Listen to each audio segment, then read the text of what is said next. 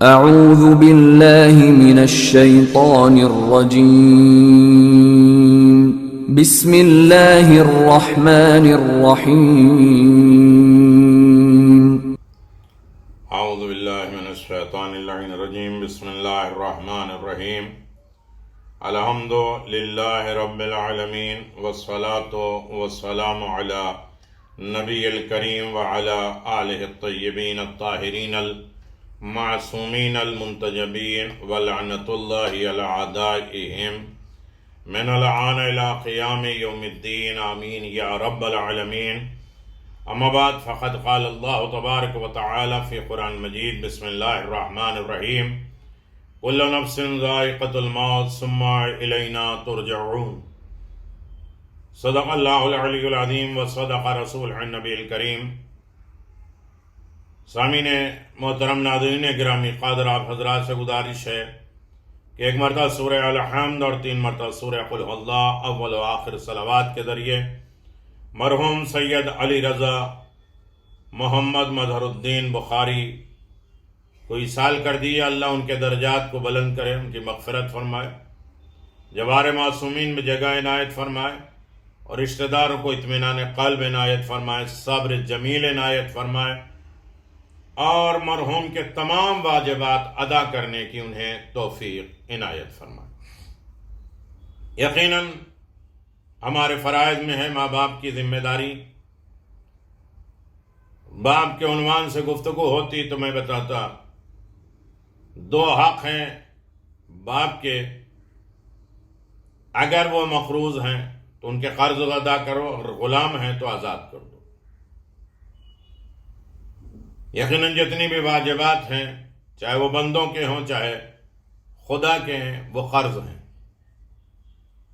اور قرض ادا کیے بغیر انسان اس دنیا سے سرخرو نہیں جاتا. موت ایک ایسی چیز ہے جو نہ دلیل جانتی ہے، نہ عقل جانتی ہے، نہ کوئی بہانہ چاہتی ہے، کچھ بھی نہیں. موت ہے تو موت، لیکن صرف موت ہی نہیں مسئلہ ہے. ثم الینا ترجعون، پھر تمہیں بلایا جائے گا. رہا صرف موت کی اگر بات ہوتی تو ہر آدمی مر رہا ہے، دیکھ رہا ہے، سب جائے مر رہے ہیں اور سب کے جنازے کے ساتھ کس طریقے سے کیا جا رہا ہے، سب مر رہے ہیں. لیکن مرنا ہی کمال نہیں ہے. ثم الینا ترجعون، پھر اس کی طرف بلائے جاؤ گے، آواز دی جائے گی، یعنی حساب ہوگا. موت کے بعد ایک زندگی شروع ہوگی. موت کے بعد ہمارے اعمال کھلیں گے. اس وقت بھی مرنے والے کے فائل بند نہیں ہوتی. صدقہ جاریہ کرنے والے یا کوئی کتاب، کوئی اچھا علم چھوڑ کے جائے یا کوئی اولاد چھوڑ کے جائے جو ان کے لیے ایصال کرتی ہے. مرنے والے کی فائل عقائد کی بند ہوتی ہے، عمل کی نہیں، احکام کی نہیں. اس میں دن رات انسان ان کے واجبات، دعا، نماز کو پورا کر سکتا ہے اور پورا کرنا چاہیے. اس ماہ رمضان میں خداوند عالم کی طرف جانا ایک عظیم ہے جو خدا کا مہمان انسان ہوتا ہے. قرآن خود اعلان فرما رہا ہے، یا ایھا الذین آمنوا کتب علیکم الصیام کما کتب علی الذین من قبلکم لعلکم تتقون. اے ایمان لانے والوں، تمہارے اوپر روزہ فرض کیا گیا، واجب کیا گیا، جس طرح سے پہلے والوں پر روزہ واجب تھا، تاکہ تم لوگ متقی اور پرہیزگار بنو. حضرات، تقوی بہت بڑا درجہ ہے جسے کل کام دین اور دنیا کے بنتے ہیں. تقوی ہی وہ چیز ہے جسے انسان عذاب الہی سے بچتا ہے. یہ مرحوم، آج مرحوم کہا جا رہا ہے سید علی رضا، مومن، متقی، پرہیزگار، اچھے انسان ہیں، لیکن موت تو بہرحال ہے. لیکن اس وقت ان کی تنگیاں، وہ بیمار ہیں، ان کے لیے پوچھا جا رہا ہے ہر طریقے سے، عیش، آرام، دوا، علاج، ساری چیزیں تقویٰ کی جا رہی ہے، نگراں، دیکھ بھال. لیکن اب انہیں سب سے زیادہ ضرورت ہے، جب کوئی نہیں ہے مٹی کے نیچے، خود وہ ہیں اور ان کے اعمال ہیں.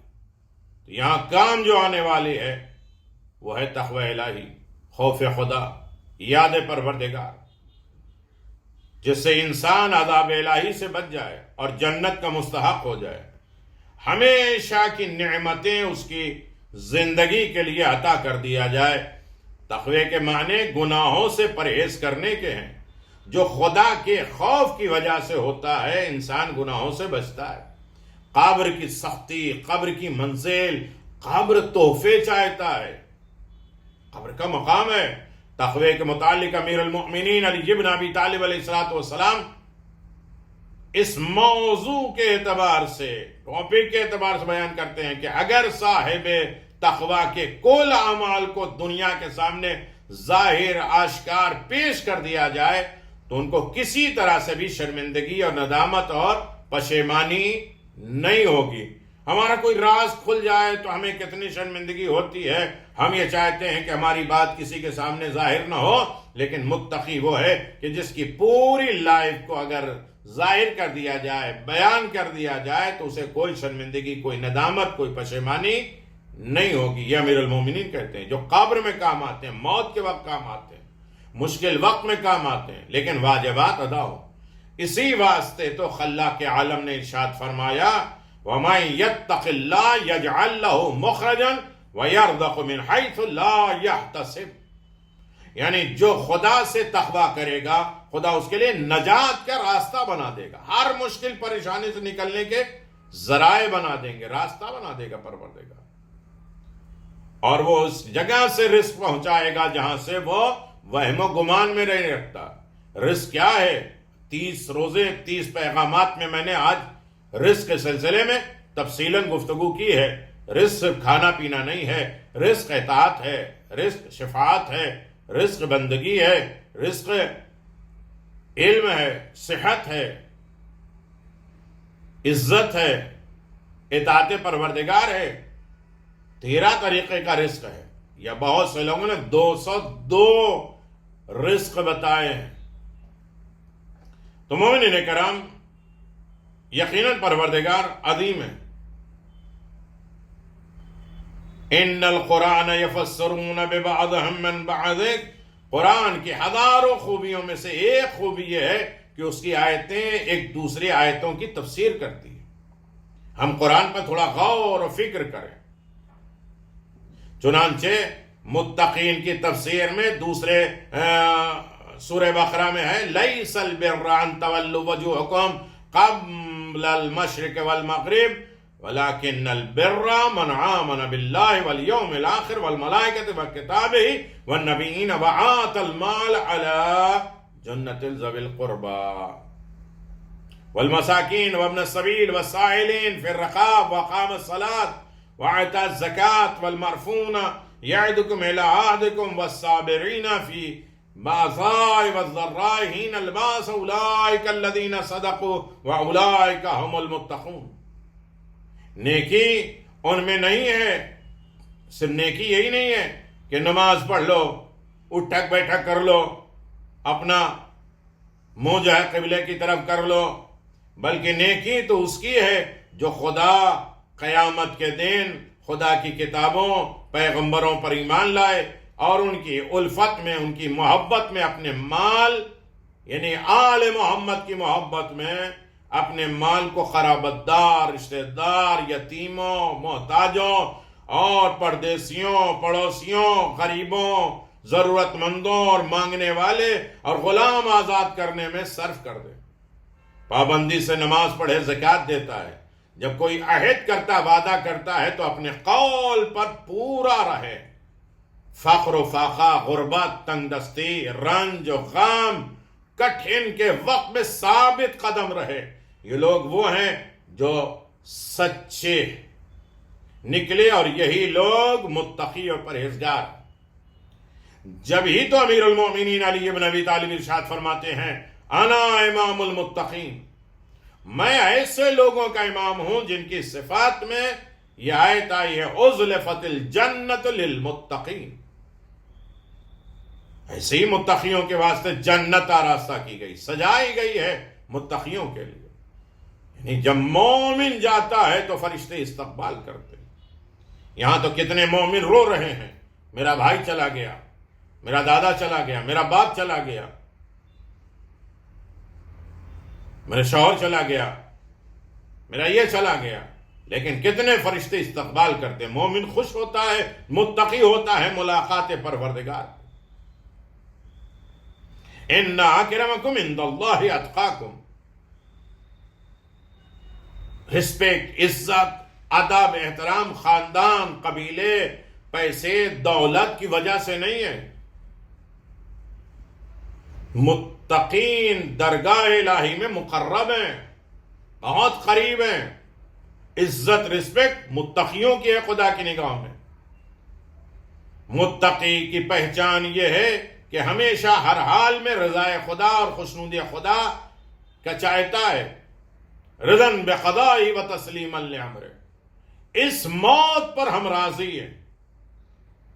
اس کی تسلیم سر خم کیوں کہتے ہیں کہ موت تو برحق ہے، اس خدا کے فیصلے پر راضی ہو جاؤ، اس لیے تیار ہو جاؤ۔ موت کوئی علت، کوئی منطق نہیں جانتے، کوئی بھی ہو، کیسا بھی ہو۔ تم روتے ہو رو، رشتے کو توڑ دینا، ختم کر جانا، موت کو لے جانا، بڑی بہرحال خدا کی خوشنودی، اس کی رضا، اس کی محبت، اس کے لطف عنایت کہ ہر وقت جو ہے وہ انسان طلب کرے، کیونکہ رضا الہی کل نعمات سے بہتر، ہر لذت سے بالا ہے خدا کی ذات پہ، خدا کے فیصلے پر راضی ہونا ساری لذتوں سے افضل ہے۔ اگر یہ بندہ ہمارے ساتھ رہتا تو یہ مزہ آتا، وہ سکون ہوتا، لیکن خدا کے فیصلے پہ مومن متقی ہر عالم میں راضی بھی رہتا ہے اور لذت اندوز ہوتا ہے کہ وہ معصومین کی بز میں پہنچ گیا، اس کی یہ دنیاوی مصیبتیں ختم ہو گئیں۔ اب اس کے اور قبر کی تمام تنگی، واجبات، حج، نماز، روزہ، جو کچھ بھی اس کے اوپر ہے خمس، اسے ادا کر لو، ورنہ ہم مرنے سے پہلے یا مرنے زندگی میں اچھے بیڈ شیٹ لگا، اچھے بستر، اچھے عیش آرام، سکون، یہ دوا وہ دوا، تاکہ اس کو کوئی پرابلم نہ ہو۔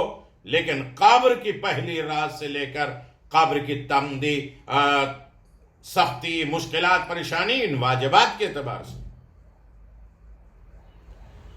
سورہ توبہ میں اللہ تبارک و تعالیٰ فرماتا ہے وعد اللہ المؤمنین والمؤمنات حسنات تجری من تحتها الانہار خالدین فیہا ومساکن طیبہ فی الجنات عدن ورضوان من اللہ الاکبر ذالک هو الفوز العظیم۔ خدا نے ایمانداروں، مردوں اور عورتوں سے بہشت کی، جنت کی ان باغوں کا وعدہ کر لیا ہے جن کے نیچے نہریں جاری ہوں گی، ان میں ہمیشہ رہیں گے۔ بہشت عدن کے باغوں میں عمدہ اچھے مکانات کا بھی وعدہ کیا ہے، اور خدا کی خوشنودی، رضا مندی ان سب سے بالا ہے۔ یہی تو اعلیٰ درجے کی کامیابی ہے، ساری چیزوں سے جنت سے بھی اعلیٰ ہے خدا کی رضا۔ یہی انسان کی کامیابی ہے۔ کل نعمات الہی کیا ہے؟ سب سے بڑی نعمت رضا اور خوشنودی پروردگار۔ امام حسین اپنے چھوٹے بچے کو لے کے کہتے ہیں انا للہ و انا الیہ راجعون رضا بقضائہ و تسلیما لامرہ، ہر فیصلے پہ میں راضی ہوں پروردگار۔ اللہ کی رضا، اللہ کی خوشنودی، اللہ کے پسند، یہی خلقت انسان کی علت غائی۔ اسی لیے انسان کو پیدا کیا گیا، وہ بندہ خدا سے راضی ہو جائے، اور جب بندہ خدا سے راضی ہوتا ہے تو خدا اس سے راضی ہوتا ہے۔ جناب موسیٰ نے خدا سے پوچھا کہ میرے پروردگار تو بندے سے راضی کیسے ہوتا ہے؟ آواز موسیٰ ان سے کہہ دو کہ جب وہ بندہ ہم سے راضی ہوتا ہے تو ہم اس سے راضی ہو جاتے ہیں۔ انسان کی ذمہ داری، انسان کا کام یہ ہے کہ کسی نے رضا سے خدا حاصل کر لی تو مخلوق اس کے تابع ہو جاتی ہے، قضا اور قدر فیصلے اس کے موافق ہو جاتے ہیں۔ یہی چیز متقی کی روح ہر حال میں اس کا نصب العین ہوتا ہے۔ جب ہی متقی ہر راحت تکلیف کو برداشت کرتا ہے عالم میں، ہی کی جانب دیکھتا ہے، نہ اس کو کسی راحت میں آرام ہے، نہ کسی تکلیف میں اذیت ہوتی ہے۔ ہر چیز خدا کی خوشنودی کے لیے وہ راضی ہو جاتا ہے، نہ جشن منانے لگتا ہے، نہ خوشیاں منانے لگتا ہے، نہ خدا کو بھول جاتا ہے عیش و آرام میں، نہ مصیبتوں تکلیفوں میں خدا کو بھول جاتا ہے۔ ہر چیز خدا کے فیصلے پر راضی ہوتا ہے۔ نہ ان کو کسی چیز کے نقصان کا غم ہے، نہ کسی چیز کے ملنے کی خوشی ہوتی ہے، نہ ان کو دنیا کی کوئی تکلیف میں اذیت ہوتی ہے، نہ کسی دنیاوی آرام میں مسرت۔ ہمیشہ اللہ کی رضا اور خوشنودی کے لیے طالب رہتے ہیں، مانگتے رہتے ہیں، اور اسی کے حاصل کرنے میں دن رات خرچ کر دیتے ہیں کہ ہمیں خدا کی رضا مل جائے۔ مرحوم کی سال ثواب کی مجلس ہے، یقیناً بہن تڑپ رہی ہے بھائی کی موت پر۔ بھائی بھائی ہے، یہی ایک رشتہ ہے جو بغیر دکھاوا، بغیر طمع، بغیر لالچ کے ہوتی ہے۔ کتنی بہنیں، جناب موسیٰ، جناب یوسف کی بہنیں، کس طرح بہنوں نے مشکلات بھائی کے لیے برداشت کیے اور بھائی کے حق میں ہر طریقے کی دعا کار خیر کرتی رہی۔ رضا الہی، خدا کی خوشنودی کہ دو قسمیں، ایک جسمانی یعنی خدا کی رضا اور خوشنودی پسند سے جس میں انسان کو بھی فائدہ حاصل ہوتا ہے، اور دوسرے روحانی یعنی رضا الہی، خوشنودی خدا سے انسان کو روحانی فائدہ حاصل ہوتا ہے۔ اور روحانی فائدہ اور جسمانی فائدے میں اتنا ہی فرق ہے جتنا جسم اور روح میں فرق ہے۔ حق تعالیٰ نے متقین کے واسطے جنت میں جسمانی لذتیں ایسی قرار دے دی ہیں کہ لا عین رائت ولا اذن سمعت ولا تز بال، جس کو کسی آنکھ نے دیکھا اور نہ کسی کان نے سنا، نہ کسی کے دل میں تصور ہو سکتا ہے، ولا تشتہی الانفس، جس چیز کو چاہتا ہے وہ سب موجود ہو جاتا ہے۔ لیکن لذات روحانی، روح کی لذت، مزہ، ٹیسٹ، ہر چیز کا ہمیں مزہ چاہیے، ٹیسٹ چاہیے۔ یہ ایسا ہونا چاہیے، ایسا کھانا بننا چاہیے، ایسے ہونے چاہیے، روٹی میں یہ تیل لگنا چاہیے، گھی لگنا چاہیے، یہاں بٹر ہونا چاہیے، یہاں پاؤں میں ہونا چاہیے، اور یہ اس طریقے سے اور وہ اس طریقے سے کھانے کے سارے چرچے ہوتے ہیں۔ لیکن خدا کی قائم کی چیزوں میں لذت محسوس کرنا، روحانی مزہ اور ٹیسٹ کیا ہے؟ جنت میں لذات جسمانی سے بدرجہ زیادہ ہے، جسم کی تمام لذتوں سے اعلیٰ لذت جنت میں ہے، اور انہی لذت مزہ روحانی کے متقین شیداء فریفتہ اور قربان ہیں۔ وہ چند لذتیں ہیں۔ پہلی میں بات تمام کر دوں، پہلی لذت ثبات اور دوام جیسے متقی لوگ جو داخل جنت ہوں گے، جو ایک مستقل مزاج ہوں گے، ڈاما ڈول نہیں ہوں گے، تالی کے بیگن نہیں، ایک دن اچھا مومن، ایک دن نماز شب، دوسرے دن چھوڑ دیا، اور ایک دن اچھی نیکی سوچی، دوسرے دن چھوڑ دیا۔ اوپر نیچے جس کی لائف میں تبدیلیاں ہوتی رہتی ہیں، جو مضبوط ارادہ، قوت ارادی، فیصلے کا مضبوط نہیں ہوتا ہے، وہ اس لذت کو محسوس نہیں کرے گا۔ پروردگار عالم کی طرف سے ایک ملک، ایک فرشتہ بشارت دیتا ہے، سلام علیکم طبتم فادخلوا خالدین، سلام خدا تم سب پر، تم اچھے رہو، تم بہشت میں ہمیشہ داخل رہو گے۔ حضرات، اگر کوئی عاشق اپنے معشوق حقیقی کے پاس پہنچ کر یہ خوشخبری پائے کہ تم میں اور معشوق میں کبھی جدائی نہیں ہوگی، تو ہمیشہ یہیں رہو گے، ہمیشہ دوام اور ثابت قدم رہو گے، اس بشارت سے جو لذت روح کو حاصل ہوگی وہ اظہار سے باہر ہے، زبان اس کے بیان سے عاجز ہے۔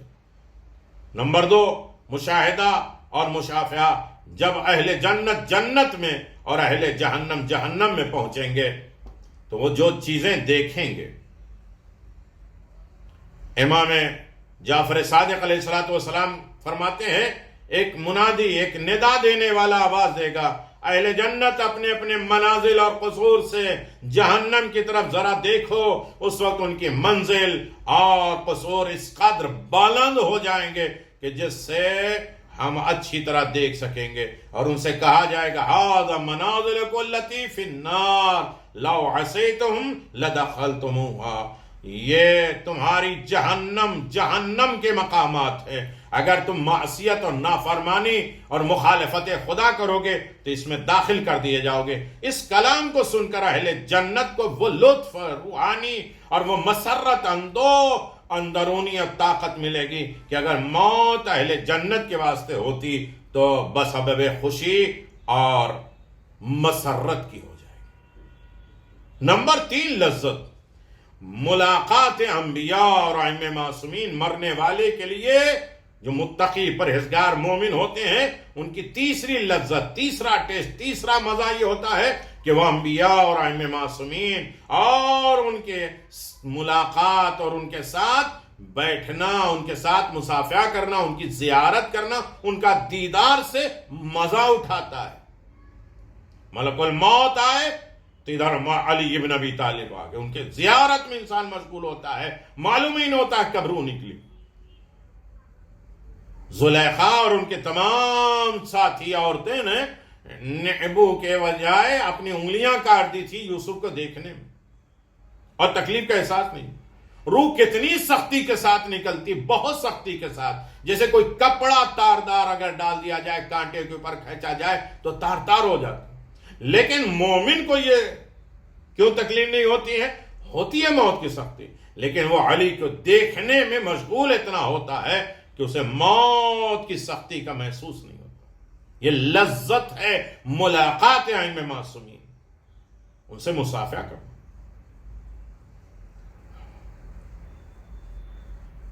نمبر 4، ہر جمعے کی ضیافت خاص الہی سے روحانی لطف حقیقی لذت ہوتی ہے۔ ابو سلط عربی امام رضا علیہ السلام سے روایت نقل کرتے ہیں کہ ان المؤمنون یزیدون ربهم فی منازل فی الجنہ، کیا مومنین جنت میں اپنے پروردگار کی زیارت سے مشرف ہوں گے؟ یعنی اتنا قریب ہو جائے گا کہ انسان خدا کے نور، خدا کی عطا اور مہربانی، اس کے ضیافت اور مہمانداری سے مزہ اٹھائیں گے۔ حضرات نے ارشاد فرمایا کہ زیارت رب سے مقصود ہم ائمہ معصومین کی زیارت ہے۔ معصومین علیہ السلام سے ملاقات ہو جائے گی، وہ خوش ہو جائے گا، ہر طریقے کی سختیاں، مشکلات، پریشانیاں بھول جائے گی، پیغمبر کے ہاتھ پہ بیعت قرار دیا جائے گا۔ اے رسول، لوگوں کا تم سے بیعت کرنا خدا سے بیعت ہے۔ ید اللہ فوق ایدیہم، اللہ کا ہاتھ سب سے اوپر ہے، وجہ ہے ہاتھوں کے اوپر۔ من یطیع الرسول فقد اطاع اللہ، جو رسول کی اطاعت کرتا ہے وہ اصل میں خدا کی اطاعت ہے۔ اور اس طرح سے مخصوص ضیافت الہی ہے، خدا کی مہمانداری ہوتی ہے۔ مومن یہاں جاتا ہے کتنے لوگوں کو روتا دھوتا چھوڑ کر، لیکن اس کی ملاقات ائمہ معصومین سے ہوتی ہے۔ یہ لذت دنیا ہے، کیوں؟ رضا خدا۔ رضا خدا کس میں ہے؟ تقوی الہی میں۔ اللہ کو راضی کر لو، ہر مشکل آسان ہو جائے گی۔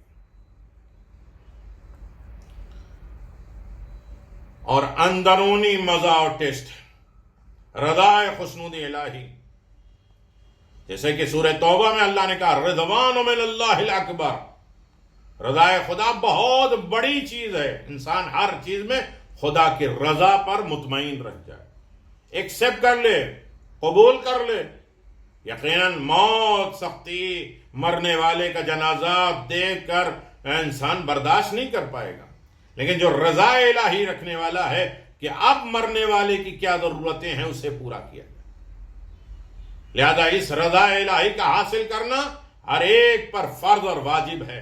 رضا الہی چند باتوں سے حاصل ہوتی ہے، لہذا ہر اعتبار سے ہمیں جان لینا چاہیے کہ اللہ کیسے راضی ہوتا ہے۔ رضایت بندہ، کیونکہ جب خدا سے راضی ہوتا ہے تو خدا بندے سے راضی ہو جاتا ہے۔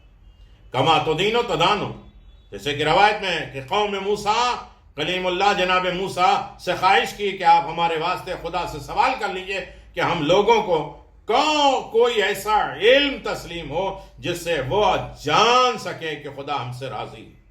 حضرت موسیٰ کو مناجات کے بعد جواب ملا، اے موسیٰ ان سے کہہ دو اگر وہ لوگ ہم سے راضی اور خوشنود ہو جاتے ہیں تو ہم بھی ان سے راضی ہو جاتے ہیں۔ بندہ خدا سے راضی ہو جائے تو خدا اس سے راضی ہو جاتا ہے۔ ہم سے راضی ہونے کا مطلب یہ ہے کہ ہمارے فیصلے پر راضی ہو، ہماری نعمتوں پہ شکر ادا کرے، ہماری بلاؤں اور مصیبتوں پہ صبر کرے۔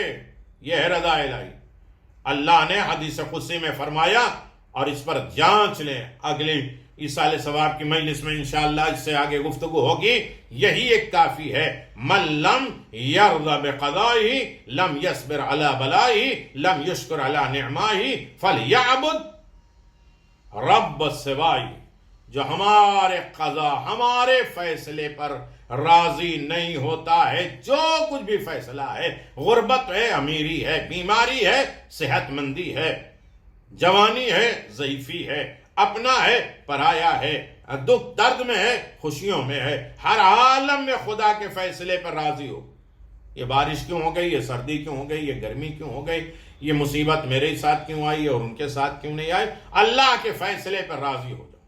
لم یصبر علی بلائی، جو خدا ہماری بلاؤں، ہماری مصیبتوں پر صبر نہ کرے، ہماری نعمتوں کا شکر نہ کرے، تو اس کو چاہیے کہ میرے سوا، میرے علاوہ دوسرے کی عبادت کر لے۔ بس انسانوں کو ہر عالم میں مشیت الہی کا تابع اور قضاء اور قدر پر راضی ہونا اور خوشنود پروردگار ہونا۔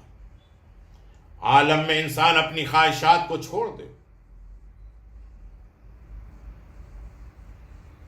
ہماری پسند کیا ہے، ہماری چوائس کیا ہے، ہم کسے لائک کرتے ہیں، ان تمام چیزوں کو چھوڑ دے، ہر عالم میں انسان خدا سے راضی ہوتا ہے۔ اور اس کی بہت سی مثالیں ہیں، کائنات میں کون کون سی چیزیں ہیں جو خدا کو راضی کرنے کا ذریعہ ہے۔ اور یقیناً ایسے وقت میں ہمیں اپنے امام حسین علیہ السلام کی طرف دیکھنا ہے کہ امام حسین علیہ السلام نے کس طرح خدا وند عالم کے اوپر رضا ظاہر کی ہے۔ سامنے جنازے ہیں اور سامنے خون ہے، زخم ہے، اور ہر عالم میں امام جانتے ہیں علم امامت سے، پھر بھی وہ ساری چیزیں جاننے کے بعد بھی امام حسین نے رضا الہی پہ صبر کیا، مشکلات پہ صبر کیا، نعمت پہ شکر کیا۔ کمال ہے، جنازے آتے رہے، حسین ابن علی شکر ادا کرتے رہے، یہ بتاتے رہے کہ جو کچھ یہ میرا ہے یہ میرا نہیں ہے، یہ امانت ہے، میں نے خدا کو امانت ریٹرن کر دی، واپس کر دی، اس پر ہم شکر ادا کرتے ہیں۔ اب اکبر کے اوپر ہم شکر کریں گے، اصغر کے جنازے پہ شکر کریں گے، قاسم کے جسم کے ٹکڑے پہ صبر کریں گے۔ اور ایسے وقت میں ہر انسان، ایسے مشکل وقت میں بھائی کا خیال، ایک بہن ہے جو تڑپ رہی ہے بھائی کے لیے، جناب زینب ہیں جو بھائی کی مصیبت پہ یاد کر رہی ہیں، ام کلثوم ہیں جو بھائی کے غم میں یاد کر رہی ہیں، ادھر جناب عباس قربانیوں پہ قربانیاں دیتے جا رہے ہیں، جناب زینب دعائیں دے رہی ہیں، ادھر حسین غریب جنازے اٹھا رہے ہیں، جناب زینب بھائی کو یاد کر رہی ہیں۔ ایسے مشکل دور میں، ایسے مصائب کے دور میں بھائی بہن کا رشتہ عظیم ہوتا ہے۔ عزیزان محترم، قرآن مجید کوئی بلندی پر ہو تو اس کے تیر تلوار نہ لگے، قرآن اس کی مخالفت نہ ہو، اس کی توہین نہ ہو، لیکن اہل کوفہ نے جناب زینب جیسی بہن نے کیسے بھائی کے مصائب برداشت کی۔ اللہ اکبر۔ کوفے کے لوگوں نے امام حسین علیہ السلام کے واسطے اس حکم کو روا نہیں رکھا کہ قرآن کی رسپیکٹ کرو، قرآن کو بلندی پہ رکھو، اسے پتھر نیزے کنکریاں نہ لگنے دو۔ امام حسین زخموں سے چور چور ذوالجناح کے پشت پہ جھوم رہے ہیں، ایک ظالم نے قریب آ کے ایک نیزہ ایک زور سے سینے اقدس پہ مارا، بہن تڑپ گئی۔ حضرت پشت ذوالجناح سے زمین پر تشریف لائے، مشعر قرآن رہے ذہن پہ سرفراز ہو گیا، دیوار کعبہ پھٹ گئی، عرش گر پڑا، فبقى الحسین ثلاثہ صائمان مکتوبان علی العرض، ابو مخنم کہتا ہے 3 ایسے وقت آئے تھے کہ حضرت امام حسین منہ کے بل زمین پر بے ہوش پڑے رہے 3 لمحے. حالت احتضار شروع ہو گئی تھی، موت کا پسینہ منہ پہ آ گیا تھا. آپ کے ہاتھ پھیل گئے تھے، کبھی سمیٹتے تھے، کبھی داہنی طرف کبھی بائیں طرف. کم از کم اتنے مومن کے لیے علی رضا اس دنیا سے رخصت ہوئے، لیکن 4-5 لوگ تھے ان کا خیال کرنے والے. آئے حسین یہ کو تنہا ہے، گھوڑے سے گرے ہیں، کوئی سنبھالنے والا نہیں ہے. ایک بہن ہے جو چادر اوڑھ کے آئی ہے. اللہ اکبر. ماں ہے جو پیچھے پیچھے دوڑ، چکیاں پیس کے میں نے پالا. حسین کبھی پاؤں کو سمیٹتے ہیں، کبھی پھیلاتے ہیں، کبھی بائیں کروٹ کبھی لیفٹ کروٹ، گوشے چشم سے پھرا پھرا کے کرب اپنی آنکھوں کو گھما گھما کے کرب آلام حسرت و یاد سے اہل حرم کے طرف دیکھ رہے. ہائے میری بہن کے اوپر کیا گزرے گا میری شہادت کے بعد. اور دوسرا کام سن لیجئے، وہ یہ ہے کہ احکام اور آداب کلام سے یہ مراد ہے کہ لوہا اس پر نہ لگایا جائے. ہاں میرے عزیزو، یہاں یہ حالت ہے کہ شمر ملون قرآن کی عزت کیا ہے، نہ لوہا لگایا جائے، نہ نیزے پہ چڑھایا جائے، نہ گرایا جائے، نہ اس کی توہین کی جائے، نہ اس پر بٹھا جائے. ہاں لوہا لگایا جائے، لیکن ہاں یہ کام لوہا ان پر نہ رکھا. یہاں حالت شمر ملون، خنجر ہاتھ میں لے ہوئے قریب حضرت کے آ گیا. جو بے ادبی کیا اس میں کسی زبان سے عرض کرو، تصریحاً نہ کہوں گا، صرف اتنا اشارہ کافی ہے. اس شقی نے وہ ظلم کیا جس سے آفتاب کو گہن لگ گیا، زمین کربلا کو زلزلہ آیا، فرات کا پانی نہد اچھلنے لگا، درمیان زمین اور آسمان کی ندا آنے لگی. الا قتل الحسین بکربلا، الا ذبح الحسین بکربلا. حسین مارے گئے. بہن تڑپی، سید سجاد کے پاس آئی. اے بیٹا سید سجاد، یہ آندیاں کیوں چل رہی ہے؟ کہا پھوپھی اماں ذرا خیمے کا پردہ ہٹائیے. کیا دیکھا؟ آواز دیا پھوپھی اماں آپ بن بھائی کے ہو گئی، آپ کا بھائی مارا گیا، میں بن باپ کے ہو گیا، میرے بابا کا سر نو کے نیزہ پہ رکھ دیا گیا. سیعلم الذین ظلموا ای منقلب ینقلبون. ایک مرتبہ سورہ حمد اور 3 مرتبہ سورہ اخلاص کی تلاوت کر کے مرحوم سید علی رضا ابن محمد مظہر الدین بخاری کی روح کو اصال کر دی، اور تمام بخاری فیملی کے لیے درجات کی بلندی کے لیے سورہ مبارکۃ الفاتحہ. بسم اللہ.